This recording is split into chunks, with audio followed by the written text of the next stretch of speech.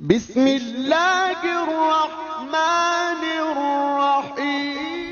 جس طرح حق کی کہانی لمبی ہے نا، ثواب کی کہانی بھی لمبی ہے۔ ہمارے پاس روایت موجود ہے کہ ایک بندے کے پاس سے قبر کے پاس سے بندے کی قبر کے پاس سے کوئی گزر رہا تھا تو اس کو عذاب ہو رہا تھا، روایت موجود ہے۔ اگلی دفعہ گزرے تو اس پہ عذاب نہیں ہو رہا تھا، خدا کی رحمتیں نازل ہو رہی تھیں۔ تو پوچھنے والوں نے پوچھا کیا ہوا کہ یہ مرحوم اب عذاب سے نکل آیا، اب رحمتیں؟ کہا اس کے بچے نے بسم اللہ پڑھی ہے، اس کے بچے نے قرآن پڑھنا شروع کیا ہے، ثواب اب ملا ہے۔ بہت لمبی کہانی ہے ثواب کی۔ آپ ایک زندگی گزار کے مر جائیں، اپنی نسل میں کوئی چیز چھوڑ جائیں، 2 نسل بعد ایک اچھا آدمی آ گیا اس سے فائدہ اٹھانے کے لیے، ثواب ملے گا۔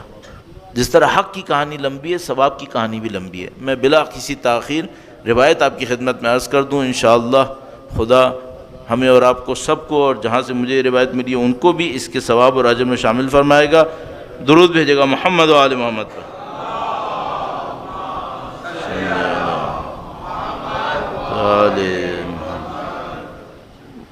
مجھے شاید ڈھونڈنے میں 1 منٹ لگ جائے، ایک دفعہ پھر درود بھیجے گا محمد و آل محمد۔ صلی علی محمد آل محمد وعجل فرجهم۔ شب جمعہ پروردگار انشاءاللہ آپ کی اور ہمارے مرحومین کی اللہم صلی علی محمد آل محمد وعجل فرجهم۔ امین مومنین سے ایک روایت ہے، جلدی میں وہ بھی عرض کر دوں۔ فرمایا اگر کوئی شخص جو بیمار ہو اس کے لیے اچھا ہے یہ روایت سن لے، کہ اگر کوئی شخص ہر لقمے پر بسم اللہ کہے قطعاً بیمار نہیں ہوگا، روایت موجود ہے ہمارے پاس۔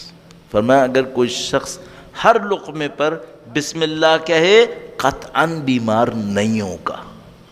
تو میں سوچتا تھا کم سے کم ہاسپٹلز میں تو کر لو یہ، کہ مریض ایسے ہوں کہ ان کو بولو کہ بھائی اب ہر لقمے پہ بسم اللہ پڑھو، شفا ملے گی انشاءاللہ۔ خدا نے متعال کا لاکھ لاکھ شکر ہے، اس نے ہمیں اور آپ کو سید الشہداء کی محبت سے نوازا ہے۔